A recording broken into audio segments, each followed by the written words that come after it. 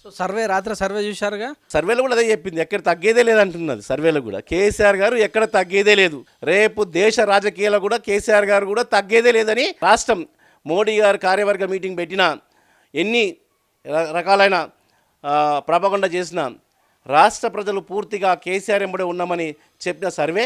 అదేవిధంగా రాబోయే రోజుల్లో భారతదేశంలో కూడా కేసీఆర్ గారి రాజకీయంగా ముందు పోతారని దానికి ఇది ఒక అంటే ముందడుగు అని చెప్పుకోవాలి. టీఆర్ఎస్ తీసి బీఆర్ఎస్ పెట్టుతారా?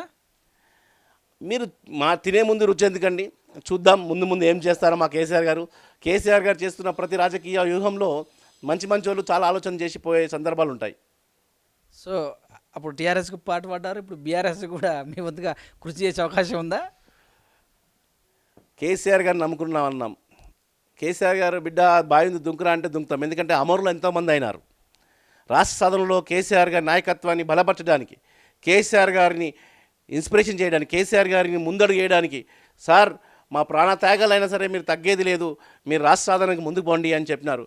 కేసీఆర్ నాయకత్వం గురించి మేము కూడా ఒకళ్ళు అమరులు కావడానికి నేను ఏమాత్రం వెనుకపోను. దానికి మీరు గమనించవచ్చు, ఈ రోజు వరకు కూడా నాకు ఎలాంటి పదవి లేకున్నా నేను ఈ రోజు వరకు కూడా ఇంకా నమ్ముకున్నానంటే మా మనసులలో మా వ్యక్తిత్వాలలో నమ్ముకున్న సిద్ధాంతానికి కేసీఆర్ గారికి ఎంత కట్టుబడి ఉన్నాము.